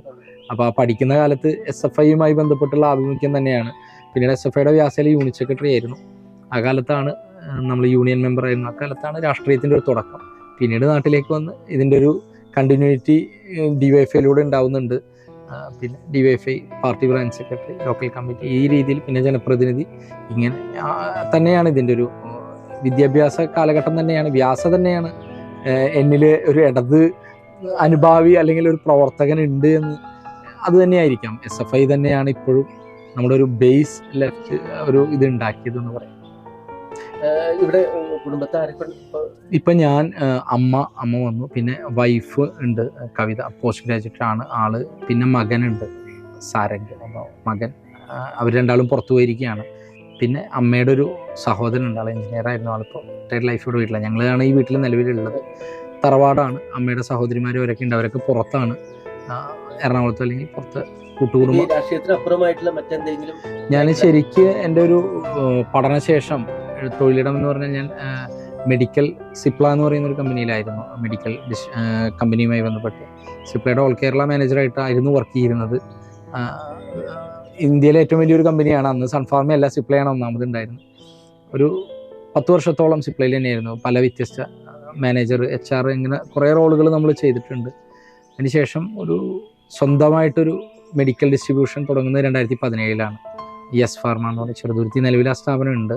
അപ്പോൾ അത്തരത്തിലുള്ള മേഖലയിലേക്ക് വന്നപ്പോഴാണ് തിരിച്ച് കുറച്ചും കൂടി രാഷ്ട്രീയ സജീവത, ഒപ്പം നമ്മുടെ ആ കോർപ്പറേറ്റ് ലൈഫിൽ നിന്ന് വീണ്ടും തിരിച്ചിതിലേക്ക് വരുന്നത്. അതിനിടയ്ക്ക് സന്ദീപ് പറഞ്ഞു പെയിൻ ആൻഡ് പാലിയേറ്റീവ് കെയർ പ്രസ്ഥാനമായിട്ട് ബന്ധപ്പെട്ടുകൊണ്ട്, കാരണം അത് കുറേയും കൂടെ ഈ പറഞ്ഞ ജീവകാരുണ്യ പ്രവർത്തനത്തിന്റെ ഭാഗമാണ്. എല്ലാവരും ഒരു സമൂഹത്തിന് ഏറ്റവും ആവശ്യമുള്ളതാണ് ജെറിയാട്രിക് കേന്ദ്രങ്ങൾ, അതായത് വയോജന കേന്ദ്രങ്ങൾ, അതുപോലെ പെയിൻ ആൻഡ് പാലിയേറ്റീവ്, അങ്ങനെ ഒരു പ്രസ്ഥാനത്തിലേക്ക് എത്താനുള്ള കാരണം? തീർച്ചയായിട്ടും ഞാൻ നേരത്തെ പറഞ്ഞ പോലെ എൻ്റെ ഡിഗ്രി കഴിഞ്ഞിട്ടുള്ള ജോലി എന്ന് പറയുന്നത് മെഡിക്കൽ മേഖലയുമായി ബന്ധപ്പെട്ട്, പ്രത്യേകിച്ച് സിപ്ല ആയിരുന്നത് കൊണ്ട് പലരും ആശുപത്രി, അങ്ങനെയാണ് ഇതിൻ്റെ ഒരു തുടക്കം ഉണ്ടാകുന്നത്. ആശുപത്രിയിലേക്ക് പോകുന്ന സമയത്ത് ഈ ഡോക്ടർ കമ്മ്യൂണിക്കേഷൻ ഈ സാധാരണക്കാരെ സംബന്ധിച്ചൊരു ബുദ്ധിമുട്ട് വരുമ്പോൾ പലപ്പോഴും അങ്ങനെ പോയാണ് പിന്നീട് ഞങ്ങൾക്ക് ഇത്തരമൊരു നമ്മളൊരു പാരലൽ സിസ്റ്റം വേണം. ഞങ്ങൾ ഇവിടെ നാടിനകത്ത് ജനകീയ കൂട്ടായ്മ പൈങ്കുളം എന്ന പേരിൽ ഒരു കൂട്ടായ്മ ഉണ്ടായിരുന്നു. എല്ലാ വിഭാഗം ആളുകളുണ്ട് ഒരുപാട്. ഇപ്പോൾ ഇവിടെ പണ്ട് ഗോപിക കുട്ടിയുടെ ചികിത്സ, അല്ലെങ്കിൽ ഉമ്മർക്ക, അല്ലെങ്കിൽ ഇപ്പോൾ അജിത്ത്, അങ്ങനെ കുറേ ശസ്ത്രക്രിയ, അങ്ങനെയുള്ള കമ്മിറ്റികൾ. അപ്പോൾ നമ്മളിപ്പോൾ ട്രാൻസ്പ്ലാന്റുകൾക്ക് നടത്തുന്ന, ഞങ്ങളത് വളരെ ഇപ്പോൾ കാണുന്ന ഈ സോഷ്യൽ മീഡിയയിലെ ചാരിറ്റിക്ക് മുമ്പ് ഞങ്ങൾ അങ്ങനെ ബൾക്ക് ഫണ്ട് റൈസിംഗ് ഒക്കെ ചെയ്തിട്ടുണ്ട്. ഇപ്പോൾ ഗോപിയ എന്ന് പറഞ്ഞ കുട്ടിക്കൊക്കെ ഞങ്ങൾ 20 ദിവസം കൊണ്ട് 75 ലക്ഷം രൂപ. അന്ന് വാട്സപ്പും ഫേസ്ബുക്കൊന്നും ഇല്ല. പക്ഷെ ഞാൻ പറഞ്ഞത് അന്ന് ഈ ഒരു ഫേസ്ബുക്ക് തുടങ്ങിയിട്ടുണ്ട്, ആ ഒരു സോഴ്സിന് ഉപയോഗപ്പെടുത്തി. അപ്പം അങ്ങനെ ഒരു ട്രസ്റ്റ് ഉണ്ടായിരുന്നു. അപ്പോൾ അതൊരു വലിയ ടീമും ഉണ്ട് കേട്ടോ. അപ്പം ഞങ്ങളത് ഈ കേക്ക് ഫെസ്റ്റ് ഒക്കെ നടത്തി നമ്മൾ ഇത്തരം പാലിയേറ്റീവ് ഉപകരണങ്ങൾ വാങ്ങുക, അത് കൊടുക്കുക. ഇതിപ്പോഴും ഞാൻ പറഞ്ഞില്ലേ, എൻ്റെ ഒരു പൊളിറ്റിക്കൽ ബേസ് എന്ന് പറഞ്ഞാൽ എന്നെ ഏറ്റവും കൂടുതൽ പാർട്ടി അല്ലെങ്കിൽ നാട്ടുകാരും ഒക്കെ ഞാൻ ഇടപെടാറ് ഈ ഒരു മേഖലയിലായിരുന്നു. എനിക്ക് ഇഷ്ടമായിരുന്നു. ഞാൻ പഠനം കഴിഞ്ഞൊരു കാലം, സിപ്ലെത്തിയ കാലം മുതൽ തന്നെ ഇപ്പോൾ നമ്മൾ അമൃതയിൽ വേറെ എവിടെയെങ്കിലും പോവുകയാണെങ്കിൽ കൂടെ പോകാൻ ആദ്യം വിളിക്കുന്ന പേര്. ഇപ്പം എനിക്ക് പോകാൻ പറ്റുന്നില്ല എന്നുള്ള സങ്കടം പലപ്പോഴും, അല്ലെങ്കിൽ ഞാൻ തന്നെയാണ് പോവുക. കാരണം അത് എനിക്കും ഒരു ഇഷ്ടമുള്ള മേഖലയാണ്. നമുക്കും ഇപ്പം നമ്മൾ ഇവരുമായിട്ട് കണക്ട് ചെയ്യാൻ പറ്റുന്ന വേരുകളുണ്ടാവും. അപ്പോൾ ഇതൊക്കെയാണ് ആ ഒരു മേഖലയിൽ. ഇപ്പോഴും ഞങ്ങളൊരു പൈങ്കുളം പാലിയേറ്റീവ് സൊസൈറ്റി എന്ന് പറഞ്ഞൊരു സ്വപ്നം ഞങ്ങളുടെ ഉണ്ട്. അത് പല റിട്ടയർഡ് ആളുകളൊക്കെ കൂടി ആലോചിച്ചിട്ടുണ്ട്. ഇനിയിപ്പോൾ ഇത് കഴിയുകയാണെങ്കിൽ ഇതിൻ്റെ ഒരു തുടർച്ച എന്ന നിലയ്ക്ക് നമ്മളതുണ്ട്. അങ്ങനെ സന്ദീപ് എന്ന വ്യക്തി ഈ ഒരു തറവാട്ടിൽ നിന്ന് വിദ്യാർത്ഥി രാഷ്ട്രീയത്തിൽ വന്നു, അതുപോലെ ഇടപെട്ട സ്ഥാനത്തിൽ വന്ന് അതോടൊപ്പം തൻ്റെ വിദ്യാഭ്യാസത്തോടൊപ്പം തന്നെ ഈ ഇടതുപക്ഷത്തെ മനസ്സിലാക്കുകയും പഠിക്കുകയും ചെയ്തു. ഒപ്പം CPM വർക്ക് ചെയ്യുന്നു. അതിൻ്റെ വിവിധ മേഖലയിൽ താങ്കൾ പ്രവർത്തിച്ചു. അതോടൊപ്പം തന്നെ പെയിൻ ആൻഡ് പാലിയേറ്റീവ്, കാരണം ഇവിടുത്തെ സാധാരണ ജനങ്ങൾക്ക് എന്ത് വേണം എന്നുള്ളതിനെ കുറിച്ചുള്ള വലിയൊരു അവബോധം മനസ്സിൽ കാത്തു സൂക്ഷിക്കുന്നുണ്ട്. ഇനിയും കുറെ കാര്യങ്ങൾ ഇവിടെ ചെയ്യാനുണ്ട്. ഇപ്പൊ ഞങ്ങളെ പൊതു എന്താ പറയേണ്ട ധാരയിൽ നിന്നുകൊണ്ട് ഞാനൊക്കെ വീക്ഷിക്കുന്നത് പല രാഷ്ട്രീയ കോണുകളിൽ നിന്നുള്ള എനിക്ക് കിട്ടിയിട്ടുള്ള കുറെ പൾസ് ഉണ്ട്. താങ്കൾ അടുത്ത പ്രാവശ്യം ജയിക്കുകയാണെങ്കിൽ അല്ലെങ്കിൽ പഞ്ചായത്ത് ഭരണം കിട്ടുകയാണെങ്കിൽ ഒരു പഞ്ചായത്ത് പ്രസിഡന്റ് ആവും എന്നുള്ള ഒരു ധാരണ കൂടെ പൊതുജനങ്ങൾക്കുണ്ട്. ഈ ഒരു ധാരണ വെച്ചുകൊണ്ട് തന്നെയാണ് ഞങ്ങൾക്കൊക്കെ ഒരു ആത്മവിശ്വാസവും ഉറപ്പും കൂടിയുണ്ട്. താങ്കൾ ഈ ഒരു പാഞ്ഞാൾ പഞ്ചായത്തിന്റെ മുഖച്ഛായ മാറ്റി എഴുതും. കാരണം ഒരുപാട് ദീർഘവീക്ഷണം ഞാൻ നേരത്തെ സൂചിപ്പിച്ചു. 10 വർഷം കഴിഞ്ഞിട്ടുള്ള പാഞ്ഞാളിനെ കുറിച്ച് ആണ് ഇപ്പോൾ താങ്കൾ ചിന്തിക്കുന്നത്. അങ്ങനെയാണെങ്കിൽ നമ്മുടെ സമ്മതിദായകരോട് എന്താണ് സന്ദീപ് എന്ന ആ പൊതുപ്രവർത്തകന് പറയാനുള്ളത്? ആദ്യം തന്നെ പറയാനുള്ള ഒരു കാര്യം, താങ്കൾ പറഞ്ഞതിനകത്തുള്ളത് ഇതൊരു കളക്റ്റീവ് ലീഡർഷിപ്പ് തന്നെയാണ്. ഞാൻ പ്രത്യേകിച്ച് ചെയ്യുന്നത് എന്താണോ എന്നെ ഏൽപ്പിച്ചത് ആ ഒരു കാര്യം മാത്രമേ ഞാൻ ചെയ്യാറുള്ളൂ. അതിൽ ഞാൻ 100% ആത്മാർത്ഥത പുലർത്തുക എന്നുള്ളതിൽ മാത്രമാണ് ചിലപ്പോൾ വ്യത്യാസം വരിക. ഞങ്ങളുടെ പാർട്ടിയെ സംബന്ധിച്ചിടത്തോളം ഇതിനകത്ത് മത്സരിക്കാൻ മത്സരിക്കുക എന്നുള്ളതിനപ്പുറം മറ്റു കാര്യങ്ങളെ നമുക്കങ്ങനെ പറയുന്നതിനോട് ഉചിതമെന്നൊരു അഭിപ്രായം എനിക്കില്ല. കാരണം നാളെ പാർട്ടി വേറൊരു തീരുമാനം അല്ലെങ്കിൽ ഏറ്റവും ഉചിതമായ തീരുമാനം എടുക്കുന്നത് അത് ഏതാണോ ആരാണോ എന്നുള്ളതിന് പ്രസക്തിയില്ല. ആരാണെങ്കിലും ഭരണസമിതിയിൽ ഞാൻ ഉണ്ടാവുക എന്നുണ്ടെന്നുണ്ടെങ്കിൽ അത് ഞാൻ പറഞ്ഞില്ലേ, ആ ഒരു പദവി അല്ലെങ്കിൽ മെമ്പറാവുക ഇതൊന്നും പ്രധാനമല്ല കേട്ടോ. ഇത് ആണെങ്കിലും ഇനിയിപ്പോൾ ഞാൻ പറഞ്ഞില്ലേ, താങ്കൾ അതൊരു ആലങ്കാരിക ചോദ്യം ചോദിച്ച സ്ഥിതിക്ക് ഞാൻ പറയാണ്, അത് ആര് തന്നെയാണെങ്കിലും ഇടതുപക്ഷം അധികാരത്തിൽ പാഞ്ഞാൾ വരുന്ന കാര്യത്തിൽ ഞങ്ങൾക്ക് തർക്കമില്ല. കാരണം ഞങ്ങൾ നടത്തിയ 5 വർഷത്തെ പ്രവർത്തനം തന്നെയാണ് അതിൻ്റെ ഞങ്ങളുടെ ഒരു ഡെപ്പോസിറ്റ് എന്ന് പറയുന്നത്. ഞങ്ങൾ ആ ചെയ്ത കാര്യം തന്നെയാണ്. നല്ല വിജയം നമുക്ക് നേടാൻ കഴിയും. അങ്ങനെ വരുന്ന ഘട്ടത്തിനകത്ത് ഒരുപക്ഷെ രണ്ടാമത് മത്സരിക്കുന്ന ഒരാൾ ഇപ്പം ഞാൻ മാത്രമാണ് കഴിഞ്ഞ പാനലിൽ നിന്നുള്ള. അപ്പം എനിക്ക് പറഞ്ഞു കൊടുക്കുന്നത് അതിപ്പം ഞാൻ നേരത്തെ പറഞ്ഞ പ്രസിഡൻഷ്യൽ പദവിയൊക്കെ ആര് വേണമെങ്കിലാവും. അതിന് വേറെ പല ഘടകങ്ങളും നമ്മൾ നോക്കുന്നുണ്ടോ, ആര് വന്നാലും. പക്ഷെ നമ്മളിതൊരു ടീമായിട്ട് നീക്കുന്നതായതുകൊണ്ട് നമുക്ക് ചെയ്യാൻ കഴിയുന്ന കുറേ കാര്യങ്ങൾ, ഞങ്ങൾ കഴിഞ്ഞ വട്ടം ഞങ്ങൾക്ക് ചെയ്യാൻ കഴിയാതെ പോയ കുറേ കാര്യങ്ങളുണ്ട്. ഇതിനെ പൂർത്തീകരിക്കാനായിട്ട്. കാരണം ഞാൻ നേരത്തെ പറഞ്ഞതുപോലെ അടിസ്ഥാന സൗകര്യ വികസനം എന്നുള്ളത് ഫസ്റ്റ് പ്രയോറിറ്റിയാണ്. പെയിൻ ആൻഡ് പാലിയേറ്റീവ് ഞങ്ങളുടെ പ്രയോറിറ്റിയാണ്. ഞങ്ങൾക്ക് കഴിഞ്ഞ ഭരണസമിതി ഞങ്ങൾ വിലയിരുത്തിയത് നമ്മളൊരു ഉൽപ്പാദന മേഖലയിൽ ഇത്തരം സ്ഥാപനങ്ങളുടെ കുറവ് ഞങ്ങൾ കണ്ടിട്ടുണ്ട്. ടൂറിസം മേഖലയിലെ സാധ്യതകൾ ഉപയോഗിക്കാത്തത് ഇത് ആരുടെയും കുഴപ്പം കൊണ്ടല്ല. ഞങ്ങളുടെ ഭരണസമിതിക്ക് ആദ്യത്തെ ഒരു 1.5 വർഷം കൊറോണയുടെ പിന്നാലെ പോകേണ്ടി വന്നു എന്നുള്ളതാണ്. അപ്പൊ ഇത് ഞങ്ങളെ വലിച്ച ഞങ്ങളുടെ ഒരു സമയം ലോകത്തിലെ. അപ്പൊ ഇത് ആ സമയത്ത് ഞങ്ങൾക്ക് പ്രയോറിറ്റിയിൽ ഇതൊന്നുമില്ല, എങ്ങനെയെങ്കിലും മൂവ് ഓൺ ചെയ്യാന്നുള്ളതാണ്. അപ്പൊ ഇപ്പൊ നമുക്ക് ഇരുന്ന് ആലോചിക്കാം ഉള്ള ഒരു സാഹചര്യം നിലവിലുള്ള സ്ഥിതിക്ക് ഞാൻ നേരത്തെ പറഞ്ഞ അടിസ്ഥാന സൗകര്യ വികസനങ്ങളിൽ ഇനിയും മുന്നോട്ട് പോകാനുണ്ട്. നമുക്ക് വീടില്ലാത്ത ആളുകളുടെ പ്രശ്നം അഡ്രസ്സ് ചെയ്യേണ്ടതായിട്ടുണ്ട്. ലൈഫ് വീണ്ടും സ്റ്റാർട്ട് ചെയ്യുന്ന സമയത്ത് എൻ്റെ അഭിപ്രായത്തിൽ ഇതിൻ്റെ ഒരു ഏറ്റവും നല്ല സമയം എൻ്റെ സർവേ നടക്കുന്നില്ല. നമുക്ക് പലപ്പോഴും പറ്റുന്നൊരു കുഴപ്പം എന്താണെന്ന് വെച്ചാൽ ഏറ്റവും അർഹരായ ആളുകൾ ഇതിൽ എത്തുന്നുണ്ടോ എന്നുള്ള കാര്യം നമ്മൾ മോണിറ്റർ ചെയ്യുന്നില്ല. നമ്മുടെ ദുർബലത വരുന്ന ആളുകളുണ്ട്, പക്ഷെ അതിലും വരാൻ പോലും അറിയാത്ത ആളുകളുണ്ട്. അതായത് ലൈഫ് വിളിച്ചു വന്ന നാട്ടിൽ അറിയാത്ത ആളുകൾ. ഇപ്പം നമ്മൾ അതിദാരിദ്ര്യം നീക്കുന്നതിൽ കുറേ പോയി, പക്ഷെ എന്നാലും ദരിദ്രരായ ആളുകൾ ഇനിയുണ്ട്. അപ്പം നമുക്ക് ഇവരെ ഇപ്പോൾ SC ഫണ്ടുകൾ നമ്മൾ ഉപയോഗിക്കുന്നുണ്ട്, പക്ഷെ എന്നാലും നമ്മൾ ഉദ്ദേശിച്ച ബലം കിട്ടാത്ത പല മേഖലകളും ഇപ്പോൾ പരമ്പരാഗത തൊഴിൽ മേഖലയായിട്ട് ഇതിനെ സംബന്ധിച്ച് ഞാൻ പല വേദികളിൽ ഇതിനെക്കുറിച്ച് ചർച്ചകൾ നടത്തുന്നതായി അതിനൊരു കൺക്ലൂഷൻ എത്താൻ, അല്ലെങ്കിൽ അവർക്ക് വേണ്ട ഒരു സംരക്ഷണം അല്ലെങ്കിൽ തൊഴിൽ സംരക്ഷണം കൊടുക്കാനും അവരുടെ തൊഴിൽ വികസിപ്പിക്കാനുള്ള എന്തെങ്കിലും നടപടികൾ പാഞ്ഞാൾ പഞ്ചായത്തിൽ? തീർച്ചയായിട്ടും ഞാനതാണ് പറഞ്ഞു വന്നത്. നമ്മളിപ്പോൾ നോക്കും, നിങ്ങൾ കുത്താമ്പള്ളി എങ്ങനെയാണ് ഒരു ഗ്രാമം മാർക്കറ്റ് ചെയ്യപ്പെടുന്നത് നോക്കൂ. കുത്താമ്പള്ളി മുഴുവൻ ഉൽപ്പാദിപ്പിക്കപ്പെടണോ എന്നുള്ളതൊക്കെ ചർച്ച വേറെയാണെങ്കിലും അതൊരു ഇന്നിപ്പോൾ വീണ്ടും തിരിച്ചാണ് വരിക. അപ്പം നമുക്ക് ഇത്തരം മാർക്കറ്റിംഗ് സ്പേസ് വേണം. നമുക്ക് നമ്മുടെ എന്താ പ്രശ്നം എന്ന് വെച്ചാൽ ഉൽപ്പാദകന് അതിനൊരു വിപണി ഇല്ല എന്നുള്ളതാണ്. അത് കർഷകന് മാത്രമല്ല കേട്ടോ. ഇപ്പം ഇത്തരം ഡെവലപ്പ് ചെയ്യുന്ന ആളുകൾ, ഇപ്പോൾ ഇവിടെ മുള കൊണ്ട് ഇറ്റ നെയ്യുന്ന ആളുകളുണ്ട്, ഞാൻ നേരത്തെ പറഞ്ഞ പോലെ പുൽപ്പായ നമ്മുടെ കിള്ളിമംഗലുണ്ട്. ഇതിനെ നമുക്ക് എങ്ങനെ ഉപയോഗിക്കാം? പ്ലസ് നമ്മുടെ കൃഷി പല മേഖല. അപ്പൊ പാഞ്ഞാൾ പഞ്ചായത്തിൽ ഒരാളെയാണ് ഞാൻ അഭിമുഖം ചെയ്യണമെന്ന് പറഞ്ഞപ്പോൾ തന്നെ ഒരു കലാകാരൻ ചോദിച്ചു, ഇവിടെ പഞ്ചവാദ്യം ഇൻസ്റ്റിറ്റ്യൂട്ടുകൾ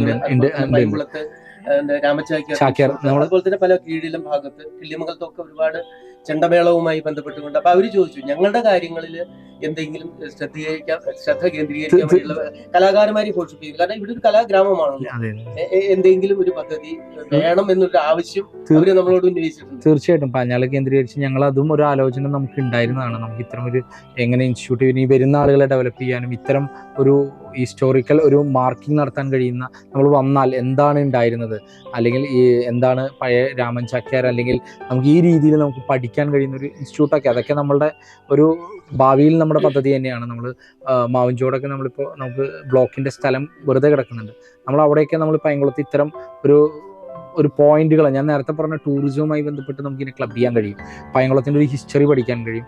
ആളുകൾ ഒരുപാട് വരാൻ ആഗ്രഹിക്കുന്ന ഒരു സ്ഥലം. ഇപ്പോൾ ഞാൻ നേരത്തെ പറഞ്ഞ പോലെ ഇപ്പോൾ ഷൂട്ടിംഗ് ആണെങ്കിലും പണ്ട് അങ്ങനത്തെ ഒരു ലൊക്കേഷൻ കൂടിയായിരുന്നു. അപ്പോൾ ഇതെല്ലാം നമുക്ക് ക്ലബ് ചെയ്തുകൊണ്ടുള്ള വികസന കാഴ്ചപ്പാട് തന്നെയാണ്. അതിനുവേണ്ട അടിസ്ഥാന സൗകര്യങ്ങൾ, ജനങ്ങളുടെ അടിസ്ഥാന ആവശ്യങ്ങൾ, ഞാൻ നേരത്തെ പറഞ്ഞ പോലെ കൃഷിക്കാരുടെ പ്രശ്നം നമ്മൾ അഡ്രസ്സ് ചെയ്യേണ്ട വലിയൊരു പ്രശ്നം. കാരണം ഇതൊരു കാർഷിക മേഖലയാണ്. അപ്പോൾ ഇവിടെ നമുക്ക് പന്നിശല്യം വലിയൊരു പ്രശ്നമാണ്. ആന നമുക്ക് വരാൻ തുടങ്ങി, വലിയ പ്രശ്നമാണ്. ഇനിയിപ്പോൾ ഞാൻ റോട്ടിലേക്ക് ഇറങ്ങിയ തെരുവുനായ, ഇപ്പോൾ പുതിയ ഉത്തരവുകൾ കൂടി വന്നാൽ പഞ്ചായത്ത് അടുത്ത് വരുന്ന സമയത്ത് ഏറ്റവും വലിയ വെല്ലുവിളിയാവും. എങ്ങനെ ഇവരെ ഷെൽട്ടർ ചെയ്യും എന്നുള്ളത് വലിയൊരു പ്രശ്നം. അപ്പം ഇങ്ങനെ വെല്ലുവിളികൾ ഒരുപാടുണ്ട്. ഞാൻ നേരത്തെ പറഞ്ഞ പോലെ ഇടതുപക്ഷം അതൊരു ടീമായി, നമുക്ക് ആര് വന്നാലും എന്നുള്ളതല്ല, നമുക്ക് അതിനൊക്കെ ഏറ്റെടുക്കേണ്ടി വരും എന്നുള്ളതാണ്. പിന്നെ നമ്മുടെ MLA-യും MP-യുമായിട്ടുള്ള ബന്ധങ്ങളൊക്കെ അവരൊക്കെ ആയിട്ട് നമുക്ക് മാക്സിമം നമുക്ക് യൂട്ടിലൈസ് ചെയ്യാൻ ഇവിടുത്തെ വികസനത്തിന് വേണ്ടി സഹായിച്ചിട്ടുണ്ട്. പിന്നെ തീർച്ചയായിട്ടും ഞാൻ നേരത്തെ പറഞ്ഞതുപോലെ പ്രദീപേട്ടനാണെങ്കിലും രാധേട്ടനാണെങ്കിലും ഏത് ഘട്ടത്തിലും നമ്മളിപ്പോൾ ഇവിടെ പഞ്ചായത്ത് കോമ്പൗണ്ടിൽ തന്നെയാണ് നമ്മളിപ്പോൾ നമ്മൾ ബഡ് സ്കൂൾ സ്റ്റാർട്ട് ചെയ്തിട്ടുണ്ട്, 1 കോടി രൂപ. അതുകൊണ്ടൊന്നും തീരില്ല. നമുക്ക് ഈ മേഖലയിലൊക്കെ തന്നെ ഇവർ പുലർത്തുന്ന വിദ്യാഭ്യാസ സ്ഥാപനങ്ങളിലായിക്കോട്ടെ, ഇപ്പോൾ പാഞ്ഞാൽ റോഡാണ് ഒരു ആക്ഷേപം ഉണ്ടായിരുന്നത്, ഇപ്പോൾ അതിൻ്റെ നിർമ്മാണം തുടങ്ങി. ഞാൻ പറഞ്ഞത് എല്ലാ മേഖലക്കകത്തും ഈ ഒരു ഇൻവെസ്റ്റ്മെൻറ്റ് നമുക്കുണ്ട്. ഞങ്ങളത് ടൂറിസവുമായി ബന്ധപ്പെട്ട് ഞങ്ങൾ പറഞ്ഞു. കാരണം PWDയുടെ ഏരിയകളൊക്കെ നമുക്ക് ടൂറിസവുമായിട്ട് ക്ലബ് ചെയ്യാവുന്ന കുറേ സ്ഥലങ്ങളിലൂടെ കിടക്കുന്നുണ്ട്. ഇതൊക്കെ ഡെവലപ്പ് ചെയ്യാൻ ഇവരുടെയൊക്കെ ഒരു ശ്രമബലം തന്നെയാണ് നമ്മുടെ ബലം. ഞങ്ങളത് തെരഞ്ഞെടുപ്പിൽ പറയുന്ന ഒരു കാര്യം അതാണ്. MP നമുക്കുള്ളപ്പോൾ, MLA നമുക്കുള്ളപ്പോൾ, ജില്ലാ പഞ്ചായത്ത് LDF പ്രതിനിധി ഉള്ളപ്പോൾ, ബ്ലോക്ക് ഉള്ളപ്പോൾ, ഗ്രാമപഞ്ചായത്തും വാർഡ് മെമ്പറും LDF വന്നാൽ നമുക്ക് ഉണ്ടാവുന്ന ഒപ്പം ഭരണം, കേരള ഭരണം, ഇതൊരു ചെയിനായി നിന്ന് കഴിഞ്ഞാൽ ഉണ്ടാവുന്ന ഒരു മാജിക് ഉണ്ട് വികസനത്തിന്. അത് ഒരിക്കലും അത് വേറെ ആരുടെയും കുഴപ്പം കൊണ്ടല്ല കേട്ടോ ഞാൻ പറഞ്ഞത്. അത് വിഭിന്നമായി നിൽക്കുന്ന ആളുകൾ, അല്ലെങ്കിൽ പിന്നെ അത്രയും വിശാലമായ ഹൃദയത്തോടു കൂടി വികസനത്തെ കാണാൻ കഴിയുന്ന ആളുകൾ അപ്പുറത്ത് വേണം. ഇപ്പം ഞാൻ പറഞ്ഞില്ലേ, ഞാൻ മെമ്പറായിരുന്ന കാലത്ത് എനിക്ക് MP അപ്പുറത്താണെങ്കിലും പൈസ തരുമെങ്കിൽ ഞാൻ വാങ്ങാൻ എന്നും തയ്യാറായിരുന്നു. ഞാൻ എന്നും അപേക്ഷ കൊടുക്കും, കാരണം ഇത് ജനങ്ങളുടെ പണമാണ്. അപ്പോൾ പക്ഷെ അങ്ങനെ നമുക്ക് കാണാൻ കഴിഞ്ഞാൽ നമുക്ക് പേടിക്കാനില്ല. അല്ലെങ്കിൽ ഈ ഒരു വികസനം തുടരാൻ, ഈ ഒരു സിസ്റ്റം തുടരണമെന്ന് തന്നെയാണ് ആഗ്രഹിക്കുന്നത്. തീർച്ചയായും ഈ ഒരു ജനപ്രതിനിധി എങ്ങനെയാവണം, ദൂരക്കാഴ്ചയുള്ള ഒരു വ്യക്തി എന്നുള്ള രീതിയിലാണ് എനിക്ക് താങ്കളെ അഭിസംബോധന ചെയ്യാനുള്ളത്. ഒരു നാടിന്റെ വികസനം ഏത് രീതിയിൽ വേണം എന്നുള്ളത് വളരെയധികം വ്യക്തമായി പഠിക്കുകയും അത് എങ്ങനെ ഇംപ്ലിമെന്റ് ചെയ്യണം എന്നുള്ളത് വളരെ വ്യക്തമാക്കിയ സന്ദീപിന് 1000 ആശംസകൾ. Thank you. അത് ജനാധിപത്യത്തിൽ ജനങ്ങളുടെ കയ്യിലാണ്. പക്ഷെ എനിക്ക് 100% ജനങ്ങളിൽ എന്നും വിശ്വാസമാണ്. അത് ഏത് കാലത്തും, അത് തെരഞ്ഞെടുപ്പിനെ മാത്രം കണ്ടുകൊണ്ടല്ല കേട്ടോ. അല്ലെങ്കിലും ജനങ്ങളുടെ ഒപ്പം തന്നെയാണ് ഉണ്ടാവുക. അത് തെരഞ്ഞെടുപ്പ് ഫലം എന്താണോ എന്നുള്ളതൊന്നും ഞാൻ കാണാറില്ല. ജനം എന്താഗ്രഹിച്ചോ ജനങ്ങളുടെ വിധി അന്തിമ വിധിയാണ്. എന്താണെങ്കിലും ജനങ്ങളുടെ ഒപ്പം ഉണ്ടാവും. അത് ഇതിനെ ഡിപ്പെൻഡ് ചെയ്യില്ല എന്നുള്ളതാണ്. എന്തായാലും വളരെ സന്തോഷം താങ്കളുടെ സംസാരിക്കാൻ കഴിഞ്ഞു. കോഫി വിത്ത് കണ്ടിന്യൂസ് എന്ന ഈ സെഗ്മെന്റ് ഇവിടെ പൂർണ്ണമാകുകയാണ്. നാളെ ഇതേ ദിവസം ഇതേ സമയം മറ്റൊരു അതിഥിയുമായിട്ട് എത്തുന്നതായിരിക്കും. നന്ദി, നമസ്കാരം.